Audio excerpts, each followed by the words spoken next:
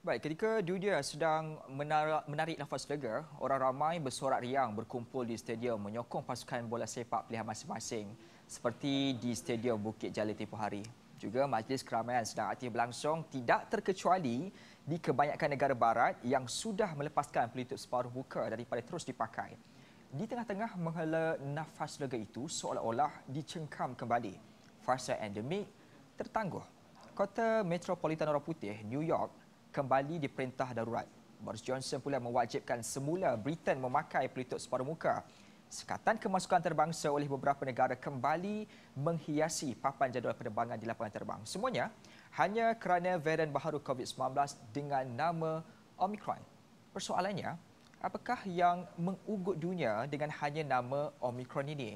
Bukankah vaksin daripada lebih 13 jenama sudah tersedia untuk mendepaninya? Juga bagaimana ketersediaan dunia khususnya Malaysia dalam berhadapan dengan varian Omicron ini?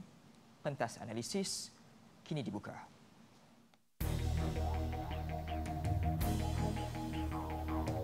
Please, this is a serious issue. Bukan semua perkara yang dikatakan sebagai naluri itu adalah satu sebab untuk kita mengatakan ia benar.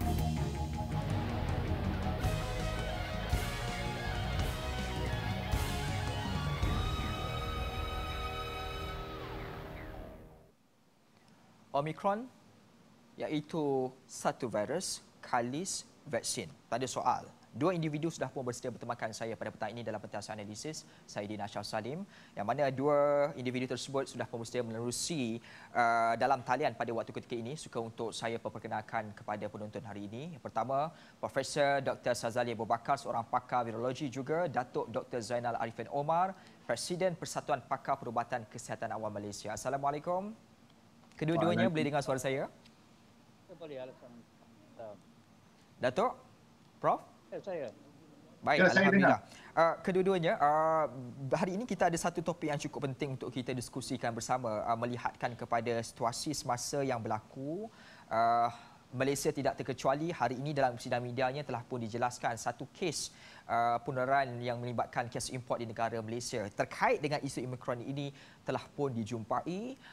Walau bagaimanapun kita nak memahami secara lebih menyeluruh tentang perkara ini, saya nak merujuk dahulu tentang satu fakta menarik ini daripada Pengarah Pusat Tindak Balas Epidemiologi dan juga Inovasi Afrika Selatan, Profesor Tulio de Oliveira, yang menyatakan tentang Omicron ini terdapat set mutasi yang luar biasa dan dia sangat berbeza daripada mutasi lain yang telah pun tersebar. Penemuan yang menggemparkan ini terkait dengan 50 mutasi dan 32 pada protein tulang belakang yang mengelilingi virus ini. Soalan ini saya nak ajukan dahulu kepada Profesor Dr. Sazali. Prof, dengan kepelbagaian daripada mutasi ini yang dihasilkan oleh Omicron ini, saya nak bertanya bagaimana varian Omicron ini boleh menjadi sebagai bom luar jangka yang boleh mewujudkan satu lagi gelombang besar kepada dunia.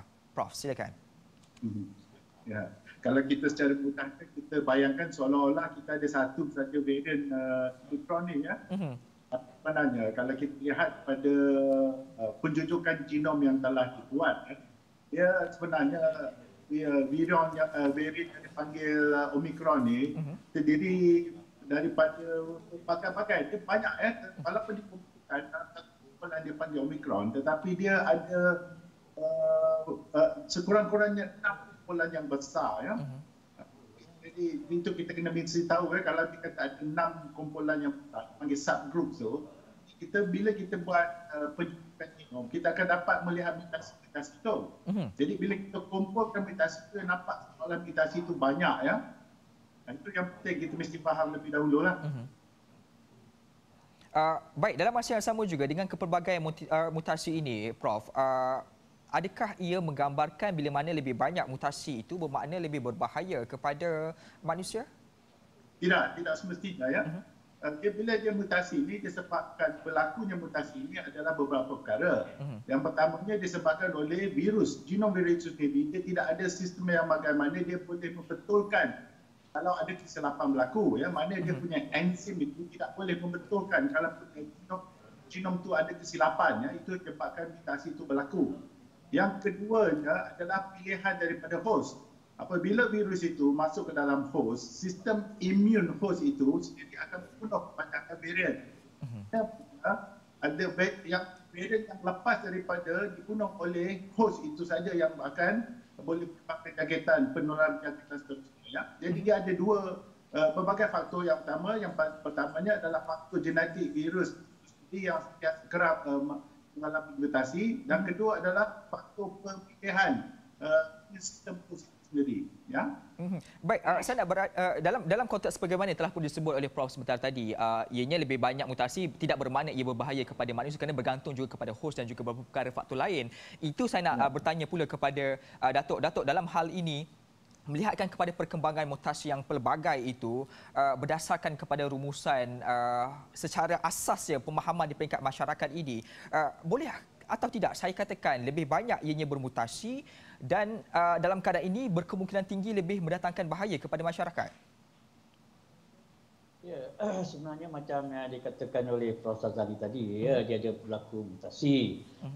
Tetapi yang setakat ini apa yang penting ialah kita lihat dari segi tiga perkara. Pertama, dia punya clinical feature ataupun ciri-ciri klinikal jangkitan. Yang kedua, keboleh jangkitan. Dan yang ketiga, ketahanannya kepada sistem vaksin kita. Jadi pada masa sekarang ni, walaupun kita patut risau sebab adalah kemungkinan untuk jangkitan, untuk peribadkan dalam komuniti, tapi dengan adanya langkah-langkah kita yang sedia ada dan akan datang, saya rasa kita tak perlu sangat orang kata panik ataupun risau yang tersangat-sangatlah. Ya saya. Datuk, memang betul kita tidak perlu panik memandangkan kita sudah ada beberapa langkah-langkah yang telah pun ditetapkan. Walau bagaimanapun melihatkan kepada beberapa gambaran-gambaran yang diberikan oleh pakar-pakar dunia dan juga daripada data-data yang pada ketika ini masih lagi tidak mempunyai data yang cukup konkret dan komprehensif berkaitan tentang varian ini. Soalan saya, daripada tinjauan sedia ada, saya nak tahu dahulu secara asasnya varian ini khususnya berkaitan dengan Omicron ini perlu ataupun tidak kita takuti, ataupun dalam konteks yang lain varian ini ada kemungkinan ataupun tidak lebih membahayakan daripada varian Delta? Ya, sebenarnya setiap mutasi itu mesti nanti Profesor Sazali akan katakan dia ada kemungkinan ya untuk menjadi lebih besar dia punya kesan. Yang kedua, dia juga boleh mengganggu sistem pertahanan badan kita ya. Tetapi sebenarnya kalau kita lihat data ya, varian Omicron ni sebenarnya banyak pakar dan saintis mengatakan bahawa dia telah berada di South Africa atau dia seawal pertengahan Oktober ya. Jadi kita patut risau, tetapi kita tidak terlalu takut, tetapi kita mesti ambil langkah yang sedia ada. Saya rasa kan walaupun dia menjadi ganas macam mana pun, tapi kalau kita mengambil langkah SOP yang sepatutnya, saya rasa kita insyaAllah akan terselamat daripada penyakit atau jangkitan yang besar lah. Kalau saya lihat seperti yang disebut oleh Datuk tadi, kalau kita melakukan SOP dan juga ada susun atur yang strategik, kita tidak perlu risau sebenarnya. Walau bagaimanapun, lepas saya melihat salah satu tinjauan siapan di Twitter ni oleh pakar epidemiologi dan juga fellow kanan di Persekutuan Saintis Amerika, Dr. Eric, beliau menyebut Omicron ini juga mempunyai lebih 2 kali ganda jumlah mutasi lonjakan jahat berbanding dengan Delta. Malah Omicron ini juga berkemungkinan 500% lebih berjangkit berbanding Delta. Daripada konteks ini, perlu ada langkah berjaga-jaga yang perlu diambil. Datuk, soalan saya dalam konteks ini, bersediakah negara Malaysia daripada aspek perubatan dan juga perkhidmatan kesihatan dalam mendepani varian ini? Ya, pertama ya kita lihat kejadian yang berlaku di Afrika ya dan juga setengah-setengah negara itu ya, kita tengok berbeza dengan Malaysia ya. Pertama, kadar imunisasi atau vaksinasi di sana bawah daripada 25%. Dan kebanyakan negara-negara Afrika itu di bawah daripada 10% ya. Jadi dengan itu ya, negara kita telah mencapai hampir 80% untuk total population. Yang kedua, kita sudah ada booster, dan yang keempat, kita punya persediaan kesihatan kita, fasiliti kita, saya kata kita telah ever ready, bersiap sedia dengan apa juga kemungkinan. Prof, dalam konteks kepakaran pula, bagaimana? Adakah kita juga mempunyai kepakaran telah pun bersedia dengan sebarang kemungkinan daripada mutasi-mutasi varian daripada virus COVID-19 ini? InsyaAllah saya rasa kalau kita cerita pasal kepakaran sudah tentunya lah ya. seperti yang telah dimaklumkan oleh yang amat berhormat tadi tu, Menteri Kesihatan tadi, kita telah di Malaysia ni kita ada pasukan yang membuat penunjukan genom secara besar-besaran ya. Dan saya difahamkan pihak kerajaan telah memberikan peruntukan dana yang besar jugalah untuk meningkatkan lagi keupayaan kita membuat penunjukan yang kadar yang lebih tinggi daripada yang sedia ada ya. Jadi oleh itu sudah kita dalam masa yang terdekat ini akan mempunyai keupayaan yang lebih baik lagi lah untuk kita kesan segala varian yang akan datang. Bukan sahaja varian Omicron ni saja ya. Sebenarnya kita kisah juga akan varian-varian yang bakal atau yang akan daripada kawasan kita sendiri, Asia ya. Jadi saya nak tambah lagi satu lagi ya. Kalau kita mengkaji evolusi virus ya, virus sebenarnya tidak berminat untuk membentuk host ya, atau menyebabkan host itu menjadi mengalami jangkitan yang kuat. Kerana host itu mati, virus itu akan mati dengan sendirinya dan tidak boleh menular ya. Begitu juga kalau virus itu sakit yang kuat, ya virus itu juga tidak dapat menular ya. Kalau kita belajar virus, belajar pasal virologi ni, tujuan virus ni itu saja. Ya, jadi kalau virus itu sakit atau virus itu mati, virus itu tidak boleh menular dan virus itu sendiri akan. Saya menjangkakan evolusi virus ya, dia akan boleh merebak dengan cepat, menular dengan cepat, tetapi saya nampak menjadi lebih ganaslah menggunakan kata ya. Dalam konteks ini, kalau saya lihat kembali, isu berkaitan tentang COVID-19 bukanlah melibatkan satu negara saja, yang melibatkan negara-negara dunia kerana ini adalah isu rentas sepadan. Kalau saya lihat Pertubuhan Kesihatan Sedunia WHO juga mengambil masa kira-kira 2 bulan kalau sebelum ini untuk mengisytiharkan Delta sebagai virus yang membimbangkan ataupun virus of concern berbanding dengan Omicron yang diiktiraf hanya dalam tempoh 72 jam sahaja. Pertama sekali dalam konteks ini kita perlu puji tindakan daripada WHO kerana lebih cepat begitu drastik dalam memastikan supaya ada tindakan awal dilakukan dalam konteks perkara ini. Cuma dalam konteks untuk membantu dalam kesaksamaan untuk negara-negara dunia, khususnya negara kelas ketiga dan juga ke negara membangun dalam mendepani varian ini dilakukan oleh WHO. Adakah perlu juga kita puji, Datuk? Ya, sebenarnya WHO telah banyak memberi nasihat, memberi statement kepada negara-negara supaya membantu negara-negara ketiga. Ya. Tapi kita lihat bahawa sehingga sekarang negara-negara ketiga seperti di Afrika, di setengah-setengah di negara Asia, ya, mereka ketinggalan. Kita lihat dia punya taburan vaksinnya hanya bawah 10%. Ya. Tetapi negara-negara kaya kita sekarang ni mereka mencapai imunisasi yang tinggi dan juga telah ada program booster. Jadi kami merasakan bahawa ketidaksamaan itu wujudnya ya, di antara negara kaya dan negara miskin.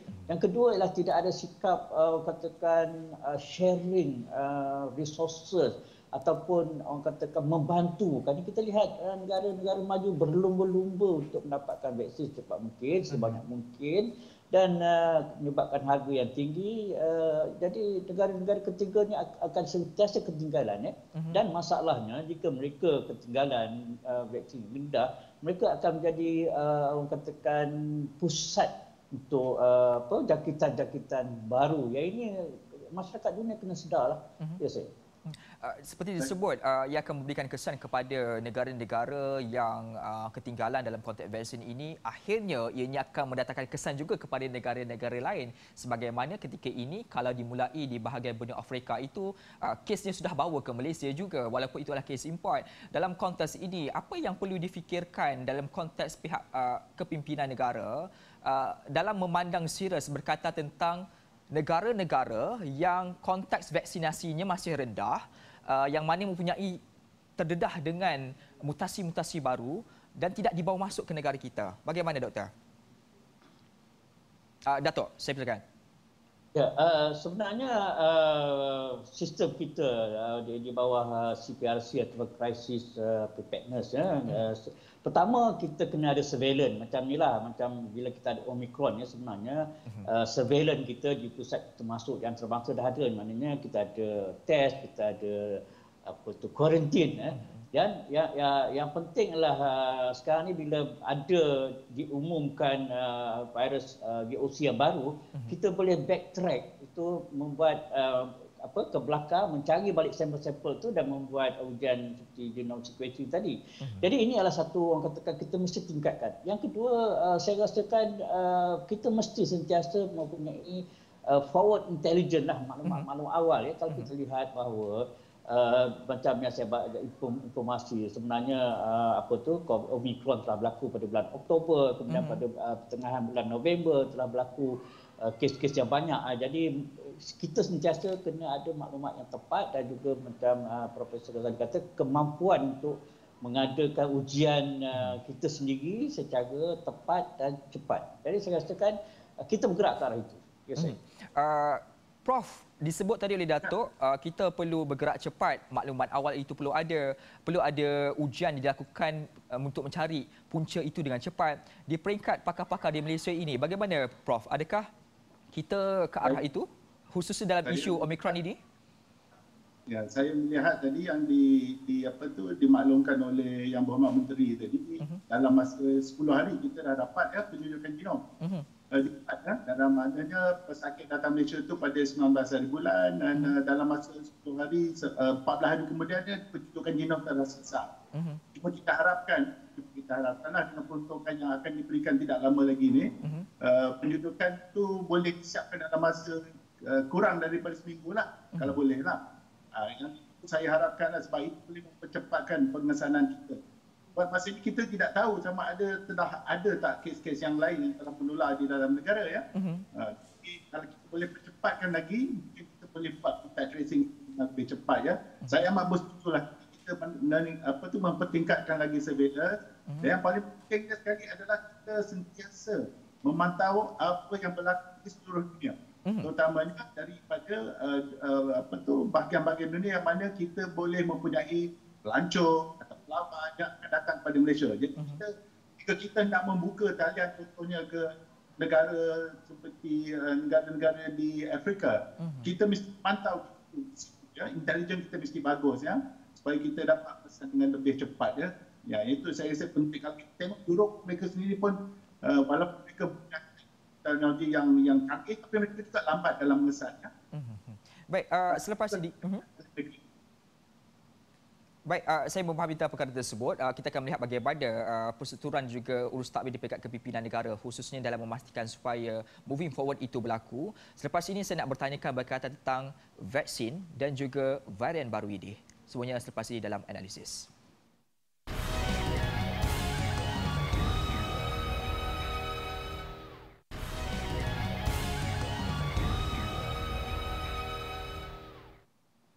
Kembali semula dalam analisis, kita sedang berbincang soal Omicron Kalis vaksin. Sudah pun bersedia 2 orang individu yang cukup pakar dalam bidang ini. Saya nak kembali semula kepada Prof dahulu.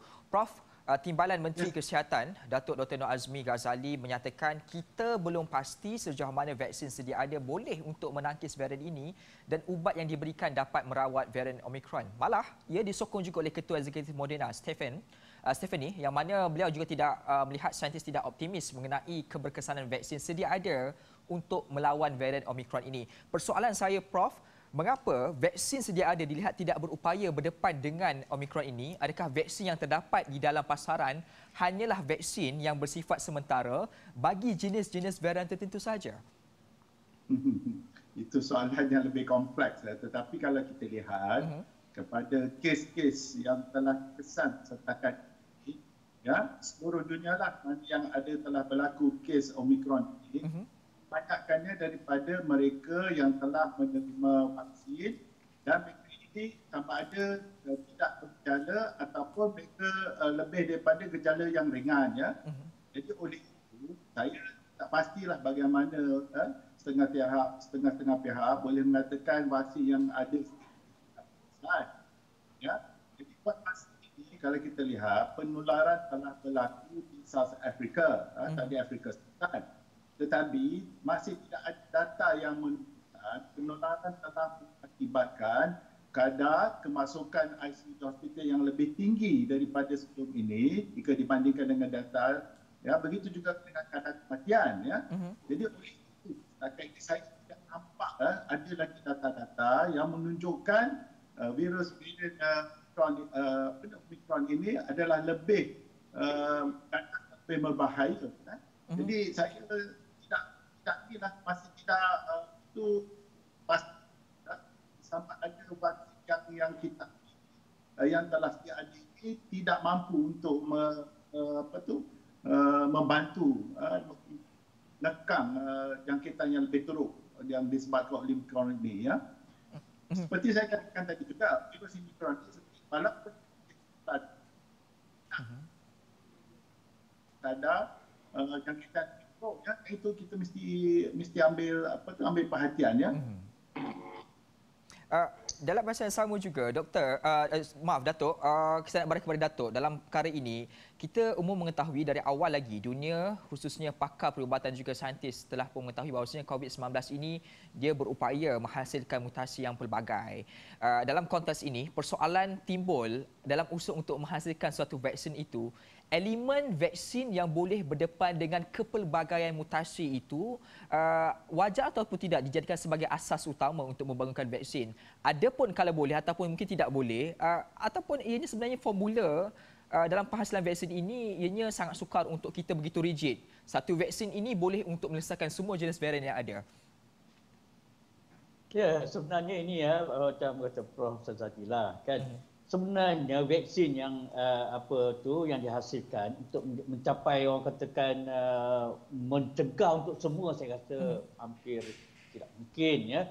Kerana pertama virus tu akan bermutasi dan banyak bermutasi dan kita akan dapat lagi mutasi-mutasi atau varian-varian baru, ya. Jadi apa yang penting, saya rasa semua saintis ataupun ada ahli vaksin mencipta atau membuat vaksin yang pada masa itu sangat diperlukan dan berkesan dan dijangka dapat berkesan mengatasi varian-varian ataupun mutasi-mutasi yang tidak begitu besar atau major.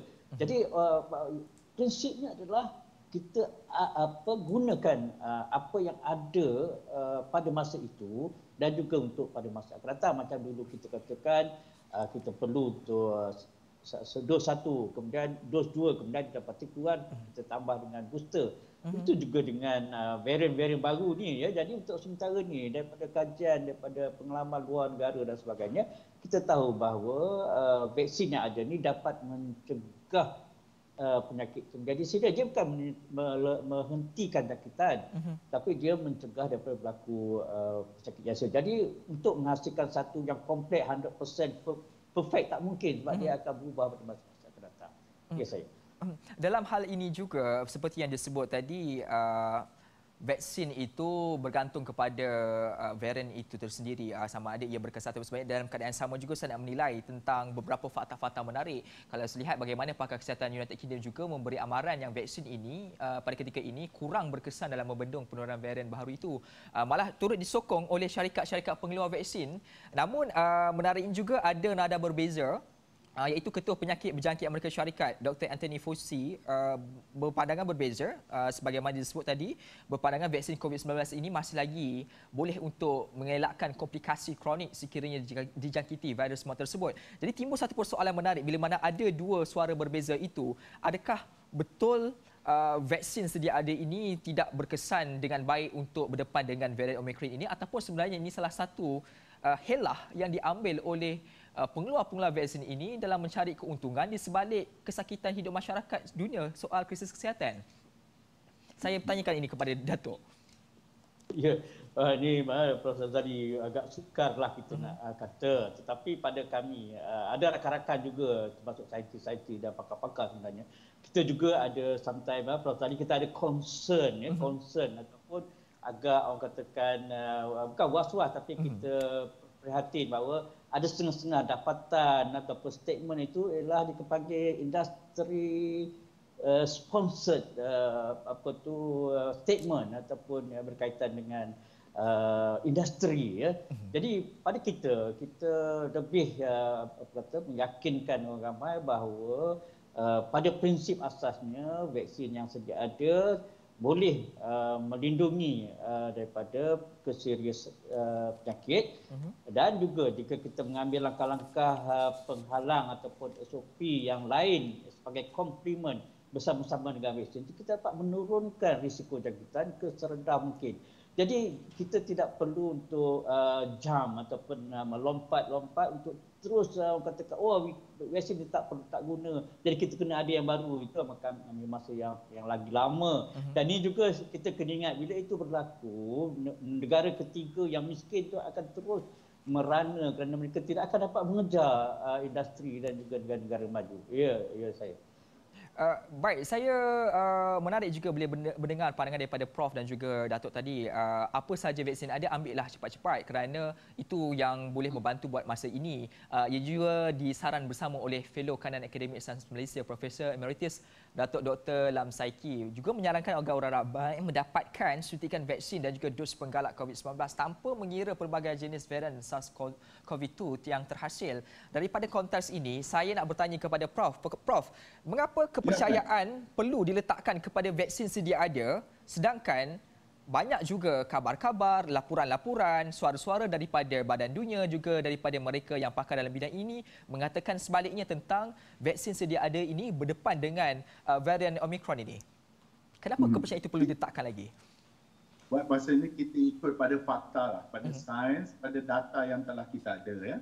Seperti saya tekankan pada awalnya tadi, data yang ada pada kita buat masa ini datang daripada Afrika Selatan tidak menunjukkan yang vaksin itu tidak berkesan untuk menghalang daripada jangkitan yang lebih teruk. Jadi kita kena ada dua faktor yang berinteraksi ni. Satu, vaksin itu mungkin masih berkesan. Yang keduanya, virus itu sendiri mungkin tidak boleh menyebabkan jangkitan yang lebih teruk. Jadi kalaupun vaksin itu tidak berkesan, tapi virus itu sendiri, virus Omicron itu tidak boleh menyebabkan jangkitan lebih teruk. Jadi secara tidak langsung, sesetengah saintis mencadangkan mungkin virus ini boleh menjadi natural booster. Ya? Yang itu ada pendapat yang lain. Tapi buat masa ini kita bergantung pada sains dan pada data. Ya? Sains dan data yang kita ada, yang dapat kita lihat adalah jangkitan yang disebabkan oleh Omicron ini tidak menyebabkan jangkitan yang lebih teruk kepada mereka yang telah sedia ada mendapat vaksin yang ada buat masa ini ya. Tidak kiralah sama vaksin itu berbentuk RNA atau vaksin itu berbentuk yang dipanggil inactivated vaksin ya. Yang kita mesti faham, ini dua vaksin yang berlainan, dua vaksin platform yang berlainan. Sesetengah kata kemungkinan inilah yang akan membuktikan bahawa vaksin yang dibangunkan secara platform inactivated dan telah dimatikan itu mungkin akan lebih berkesan pada virus atau infection kerana tindak balas ini adalah lebih besar, broader ataupun lebih besar dibandingkan dengan vaksin yang dibangunkan menggunakan platform RNA atau DNA yang mana ianya menjurus pada spesifik atau lebih kecil dibandingkan dengan virus inactivated ya. Yang itu sekarang ini sedang dibincangkan di kalangan saintis dan kalangan mereka yang sedang membangunkan vaksin. Baik, Doktor, Prof, kalau saya disebut tadi sebentar tadi bahawasanya apa yang ada itu ia perlu diambil, tetapi kalau saya melihatkan kepada pemahaman masyarakat di luar sana itu juga sangat penting untuk kita fahami. Ini soalan ini saya nak ajukan kepada Datuk. Sebut saja soal vaksin ini, ia dilihat sebagai vaksin yang mampu mengurangkan impak jangkitan virus dan juga impak kesan buruk jika dijangkiti. Namun dengan gambaran sedia ada soal vaksin sedia ada, seolah-olah tidak boleh berdepan dengan varian Omicron juga, nak tambah lagi dengan dos penggalak dan sebagainya ini, sudah ada wujud kebimbangan daripada rakyat dan rasa putus asa itu terhadap kebergantungan daripada vaksin ini. Dalam konteks ini, bagaimana kita nak memahamkan kepada rakyat supaya rakyat itu lebih jelas tentang keadaan situasi semasa, apakah itu sebenarnya keperluan vaksin dan juga berdepan dengan mutasi-mutasi yang begitu pelbagai daripada virus COVID-19 ini? Ya, sebagaimana yang kita bincangkan tadi, ya. Pertama kita mesti faham dari segi data maklumat yang sahih. Ya. Pertama daripada awal kita kata vaksin ini bukan menghentikan jangkitan. Ya. Jangkitan tetap berlaku. Ya, jangkitan boleh berlaku dan juga boleh menyebarkan jangkitan walaupun kita tak dapat vaksin. Tetapi yang paling penting sekali, vaksin ini menahan atau mencegah daripada penyakit yang teruk dan kematian. Ya, ini pertama. Bila kita lihat data yang sekarang, yang mana negara-negara yang telah mencapai liputan vaksin yang tinggi, kadar kemasukan hospital, kadar kematian rendah. Begitu juga bila kita tengok Omicron ya di Afrika macam Profesor Sazali sebutkan tadi. Sebenarnya mereka bermula daripada akhir Oktober, daripada ratusan kes sehari menjadi ribuan kes sehari ya yang didaftarkan, tetapi tak ada ya yang kita dengar Dr. Kois cakap tidak ada yang masuk hospital, tidak ada yang teruk, tidak ada yang mati. Malah Dr. Kois dan pakar-pakar di Afrika cakap, dia kata bukan saja super mild, extreme mild, maknanya terlalu ringan. Ya, jadi itulah kesan ataupun faedah yang kita nak dapat daripada vaksin.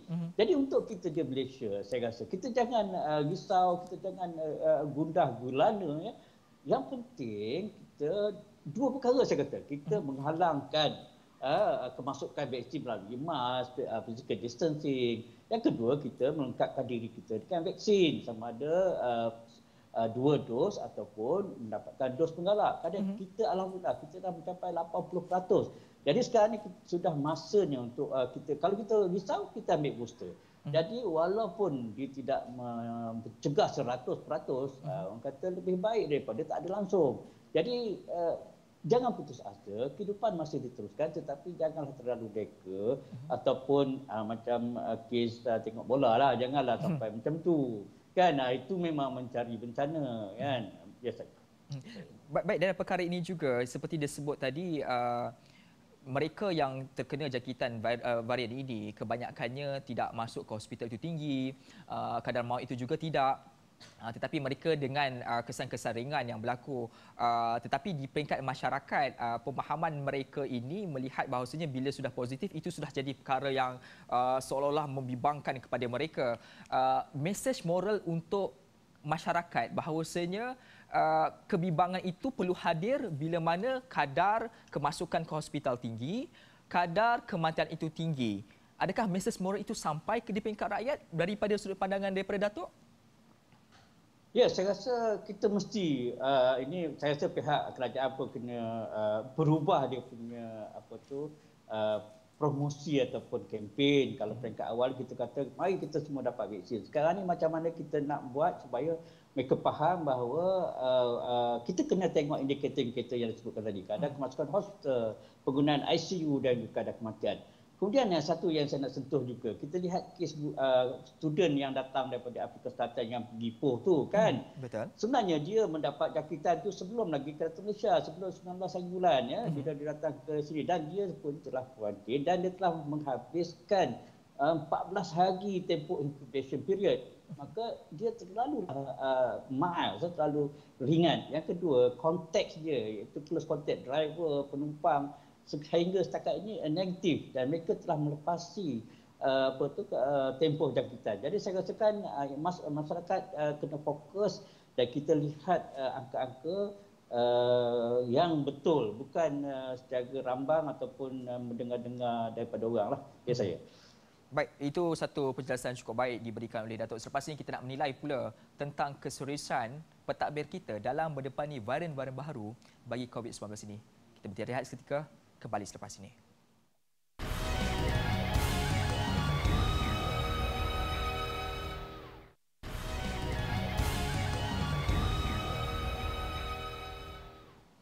Kembali semula dalam analisis, dua pakar dalam bidang perubatan sudah pun bertemankan saya daripada jam 6 tadi. Saya nak bertanya soalan ini kepada Prof. Prof, kalau saya lihat kes pertama dilaporkan di kawasan benua Afrika hingga hari ini, hasil carian di laman web Global Initiative on Sharing All Influenza Data menyaksikan sudah lebih 21 negara terkesan termasuk Malaysia. Di Malaysia, kalau kita lihat, kita telah pun melakukan sekatan kepada 8 negara dari benua Afrika yang mana melihatkan kepada kes komuniti itu berlaku, maka negara tersebut akan disekat.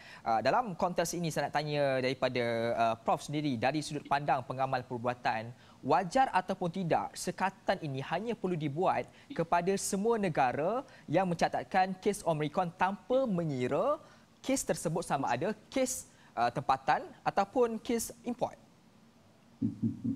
Wah, ini boleh jadi kes sensitif lah. Tapi bagi saya lah, bagi pendapat saya, kalau saya dengar menteri itu berkata, dia kata sekatan secara sementara. Sementara kerana pihak kerajaan akan menilai data-data daripada negara-negara tersebut sama ada penularan yang besar telah berlaku atau transient saja atau secara sementara saja. Ya. Jadi saya haraplah pihak Kementerian Kerajaan Malaysia akan lebih dinamik dalam menilai akan risiko kepada mereka yang datang daripada negara tersebut. Ya. Saya percaya dia kata, kalau tak salah saya dengar dia kata sementara saja. Ya. Jadi saya harapkan untuk sedemikian. Ya, kalau lihat England, US pun baru report ada Omicron, takkan kita nak larang. US ada 300 juta penduduk, kita nak larang datang boleh sebabkan satu kes kan. Itu kita lebih dinamik lah dalam cara kita mengekang penularan masa itu. Ya. Soalan ini juga sama, saya tujukan kepada Datuk. Datuk, wajar ataupun tidak kita lakukan kepada semua negara yang terkesan, tidak kiralah kes itu kes import ataupun kes tempatan? Ya, saya rasa saya bersetuju dengan Prof. Sazali. Sebenarnya kita dah peringkat, kita dah 2 tahun lebih dan kita dah tahu macam mana nak mengatasi. Jadi pada masa sekarang kita mesti fokus ya. Bila jangkitan telah melibatkan banyak negara dan juga kita lihat macam di Scotland. Scotland ada cases, dia bukan dari traveller, dia bukan dari traveller. Itu juga bila kes di Belgium ya, yang bukan pergi ke South Africa, mereka balik daripada Turki. Jadi kita tengok epidemiologi sebaran penyakit ni. Jadi kita tak boleh pinpoint pada negara-negara ni. Jadi saya haraplah supaya kerajaan lebih terbuka dan kita mengamal. Yang penting adalah surveillance dan juga quarantine, test dan quarantine semasa masuk dan juga alert community. Bukan sekatan tu, kerana tak mungkin kita dapat membuat PKP atau sekatan yang besar-besaran seperti yang lalu lah. Saya. Sebab kita tidak mahu PKP besar-besaran itu berlakulah. Sebab itu kita memilih salah satu kaedahnya adalah kita sekat dahulu negara yang mempunyai kes seperti ini. Kerana ini bergambarkan kepada pengalaman sebelum ini bila mana kes pertama dahulu berlaku di Malaysia disebabkan daripada pengembara luar negara. Justru inisiatif ini adakah tidak sesuai dilakukan? Sekali lagi persoalan itu saya lontarkan. Datuk. Boleh saya jawab soalan tu? Boleh. Ya. Saya rasa pada ketika itu kita belum bersedia dengan teknologi-teknologi yang seperti yang kita ada sekarang ya.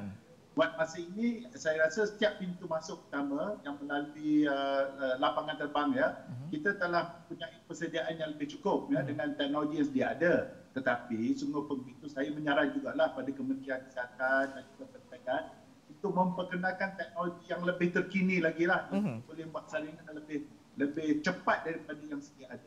Ya, memandangkan akan lebih banyak lagi varian-varian akan datang akan muncul ya. Itu saya rasa saranan saya lah buat masa ni. Datuk, dua-dua tadi bersetuju dengan kaedah yang kita gunakan sekarang, kita hanya sekat dahulu kepada negara yang mempunyai kes komuniti berkaitan dengan varian baru ini. Dan kaedah yang digunakan sekarang adalah kita mengkuarantin 14 hari kepada pengembara yang datang daripada negara-negara yang pernah ada kes-kes sebegini. Dalam konteks ini sudah memadai ke 14 hari tersebut ataupun kita kembali semula dengan 21 hari? Datuk.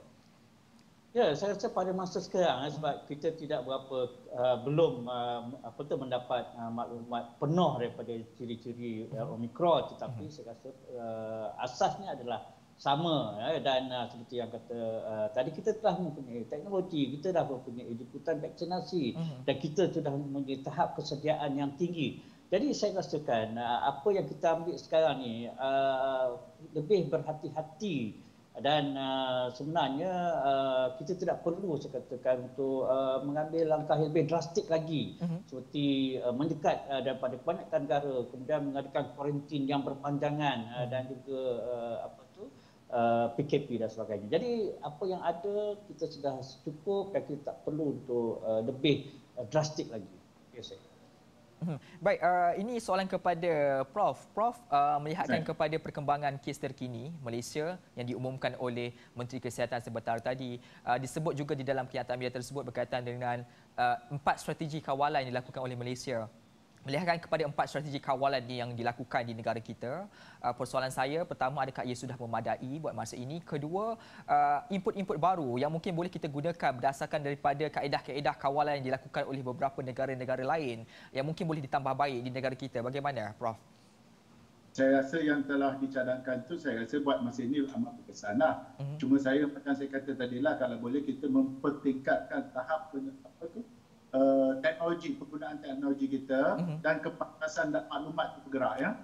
Saya sekarang ni yang jadi kerisauan saya adalah ujian kendiri. Dan bagaimana ujian kendiri itu datanya boleh dapat di-capture dengan cepat ya. Kadang-kadang kita tak naklah shock sendiri, kita tengok data harian dia makin turun ya, tetapi mungkin banyak yang membuat ujian kendiri apabila mereka tidak melaporkannya sebab mereka kebanyakan telah divaksin dan gejalanya telah ringan. Ya. Jadi jangan kita risau sebab ini boleh menyumbangkan kepada kita rasa selesa tetapi dengan tidak mempunyai data yang cukup. Itu saya mesti pastikan lagi lah. Baik, Datuk, kalau saya melihat kembali satu perkembangan menarik juga dakwaan daripada Kesatuan Afrika. Sebab tadi kita ada menyebut berkaitan tentang isu vaksin yang tidak diselaraskan dengan baik, khususnya kepada negara-negara miskin, negara-negara membangun. Akhirnya ia juga akan terkait dengan negara-negara lain kerana isunya ini adalah satu virus yang boleh merebak kepada mana-mana sahaja sekalipun. Dalam konteks ini, Kesatuan Afrika juga menyebut dengan jelas apa yang berlaku ketika ini berpunca daripada kegagalan dunia dalam melaksanakan pengagihan vaksin COVID-19 secara adil dan juga saksama. Isu bolot-memborot itu juga berlaku. Soalan saya kepada Datuk dalam soal pengagihan ini, dunia khususnya melalui negara pengeluar vaksin ini, soal peranan mereka dalam memberikan vaksin itu seadilnya kepada masyarakat dunia. Kita sudah banyak kali dikabarkan dan dengan saranan daripada WHO sendiri supaya berilah secara adil dan saksama. Walau bagaimanapun, sehingga kini adakah seruan itu disahut dengan jelas oleh negara-negara pengeluar? Bagaimana, Datuk? Ya, saya rasa kadang-kadang kita rasa heran lah ya, sebab di dalam perhimpunan United Nations Assembly dan juga Pertubuhan Kesihatan Sedunia, keadaan telah dibangkitkan banyak kali, yang pertama. Dan kedua, bila kita cakap pasal COVAX facility ya, bila kita pada awalnya kita ingat COVAX facility ini akan memberi kepada negara-negara ketiga dengan harga murah, dengan jumlah yang banyak. Tapi apa yang berlaku sekarang, kita tak nampak COVAX facility ini membantu negara-negara ketiga ya. Kemudian kita lihat bahawa negara maju ya, sebenarnya negara, saya pun faham berkenaan dengan politik pertubuhan sedunia, yang mana negara-negara maju akan dominate ataupun mendominasikan keputusan-keputusan pertubuhan kesihatan sedunia itu. Jadi kita tidak nampak negara-negara maju termasuk pengeluar-pengeluar untuk berkongsi dengan negara ketiga. Kecuali yang kita lihat di Indonesia misalnya, kerana mereka mempunyai fasiliti sendiri, ataupun di Thailand misalnya. Jadi mereka bertuah. Kalau mengharapkan negara luar pengeluar ataupun negara besar, saya rasa kita tidak akan ke mana. Dan inilah yang situasi yang harus Pertubuhan Kesihatan Sedunia, United Nations dan mungkin negara kita juga mesti bersuara dengan lebih lantang dan keras. Yes. Ini satu perkara yang penting juga dilihat bila menyentuh soal vaksin, selain daripada kita berharap daripada negara-negara pengeluar semata-mata dan juga kesediaan dan suara tegas daripada WHO berhubung tentang perkara ini. Saya nak meninjau sedikit soal vaksinasi di negara Malaysia ini sebab kita pernah wujudkan satu pelan dasar berkaitan tentang pembangunan vaksin ini. Nak meninjau tentang keadaan sedia ada semasa ketika ini. Prof, vaksin negara bagaimana? Kita sudah berada di landasan yang mengikut daripada perancangannya ataupun sebaliknya, bagaimana? Saya inilah alhamdulillah kerajaan Malaysia akhirnya mendengar jugalah nasihat-nasihat saintis dan supaya sebenarnya pakar-pakar saintis kat Malaysia telah lama menyeru kepada kerajaan untuk membangunkan industri vaksin kita sendiri ya. Telah berpuluh tahun, tetapi akhirnya dengan pandemik COVID-19 ini kita bersyukurlah akhirnya kerajaan telah mengambil serius akan keperluan vaksin sendiri. Walaupun dia akan mengambil masa yang lama, kalau saya tak silap kita telah maklumkan mengambil masa 5 hingga 10 tahun lagi, tetapi langkah permulaan telah mengatakan yang Muhammad dan Kristian telah melancarkan pusat pembangunan vaksin yang dipanggil MGVI, Malaysian Genome Vaccine Institute. Itu salah satu langkah yang baiklah walaupun lambat tetapi sekurang-kurangnya telah bermula lah. InsyaAllah kita nanti mampu untuk menampung pembangunan vaksin kita sendiri jika berlakunya pandemik seperti yang sedang kita alami ini di masa yang akan datang. Tapi kalau boleh disegerakan dan diteruskan inisiatif itu, jangan pula nanti bila pandemik telah reda, ya, peruntukan untuk pembangunan vaksin itu juga diputuskan, ya. Jadi berlaku itu akan mencegahkan kita lah semula seperti yang telah berlaku, ya, buat masa ini. Baik, soal vaksin ini juga saya tertanya-tanya bila mana ada soal isu pengagihan yang tidak adil dan sebagainya. Datuk, soalan ini saya tujukan kepada Datuk, adakah wujud apa-apa regulasi khas ataupun undang-undang khas yang mengikat WHO kepada mana-mana negara pengeluar ini supaya mengawal sedia soal pengagihan vaksin supaya tidak ada lagi isu bolot-membolot, ketidakadilan dalam pemberian vaksin ini? Bagaimana? Sebenarnya WHO adalah satu pertubuhan bersifat advisory, itu memberi nasihat dan berunding. Mereka tidak ada mempunyai mandate undang-undang ataupun peraturan, ya, kecuali peraturan kawalan penyakit jangkit antarabangsa, emergency, kecemasan. Tapi dari segi pembahagian apa semua memang tak ada. Jadi saya rasa kalau kita betul-betul nak mempengaruhi negara-negara maju, mungkin untuk masa-masa akan datang Pertubuhan Kesihatan Sedunia atau WHO patut mengadakan rangka atau framework untuk bagaimana diagihkan secara demokratik ataupun secara liberal kepada negara-negara yang miskin dan tidak mampu. Ya, saya. Baik, ini satu kupasan yang baik juga diberikan khususnya dalam soal regulasi yang perlu dilakukan di peringkat WHO sendiri kerana kita tidak mahu lagi isu bolot-membolot ini menjadi isu utama khususnya kepada negara berbangun dan juga kelas ketiga. Selepas ini kita nak rangkumkan kesimpulan berkaitan dengan topik perbincangan ini. Jangan ke mana-mana, analisis kembali selepas ini.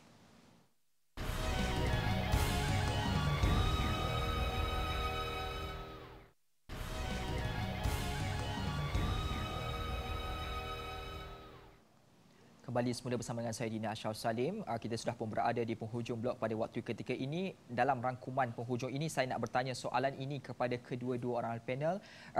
Prof dan juga Datuk, kalau saya lihat isu pandemik COVID-19 ini bukan lagi satu perkara yang baru. Malaysia pengalamannya sejak penghujung 2019, kita pun telah melalui 3 kali pertukaran kepimpinan negara. Dan seharusnya kita telah pun matang dan berpengalaman. Maka persoalannya, dalam situasi Omicron ini yang belum lagi berkembang besar dan mewujudkan sebarang bentuk gelombang, apakah keutamaan yang mesti dan perlu dibuat dahulu oleh pemimpin pada waktu dan saat ini, juga saranan kepada masyarakat secara keseluruhannya supaya percaya bahawasanya pakar-pakar perubatan ni tidak kira yang Muslim ataupun bukan Muslim sekalipun, semuanya bercakap soal kesihatan, tekad mereka adalah memberikan perkhidmatan terbaik kepada seluruh masyarakat. Silakan dahulu Prof. Ya, bagi saya lah, melalui pengalaman yang telah kita lalui buat masa ini kan, kita lihat ramai, ya, kurang hampir 36,000 rakyat Malaysia yang telah meninggal diakibatkan oleh wabak ini, ya.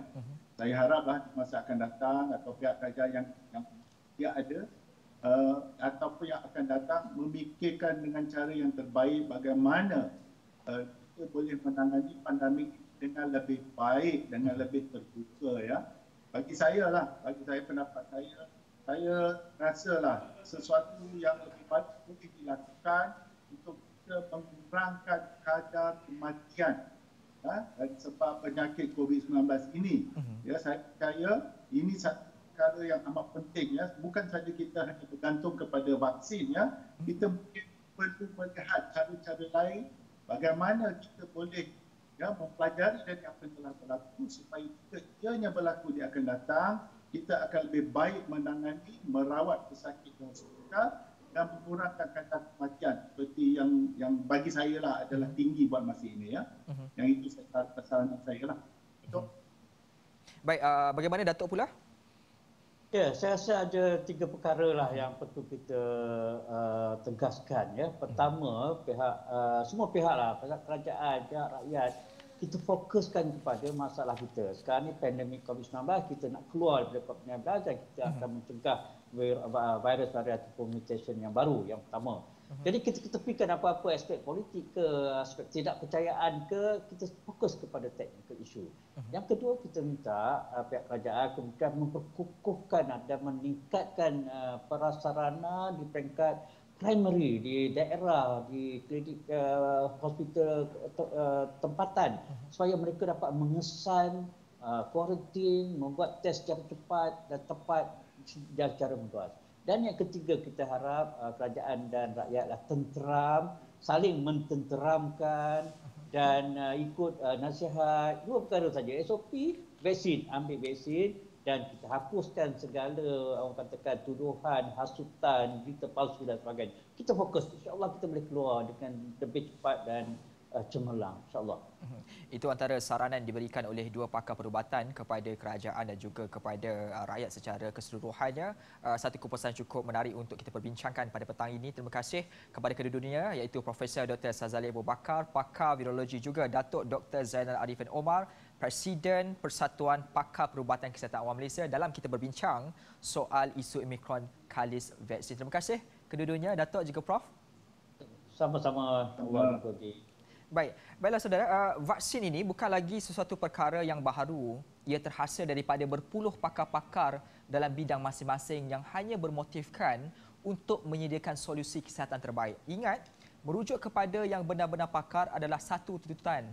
Kemudaratan diselesaikan dengan usaha dan juga tawakal. Mencari usaha pula perlu dipandu dengan ilmu yang jelas dari golongan yang jelas.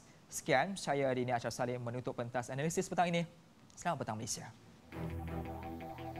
Kementerian Kesihatan Malaysia ingin memaklumkan bahawa melalui tindakan pencegahan dan kawalan jangkitan penyakit COVID-19 di semua pintu masuk antarabangsa dan surveillance makmal yang dilaksanakan secara berterusan, kes pertama positif varian yang dibimbangi, variant of concern Omicron, telah dikesan di Malaysia.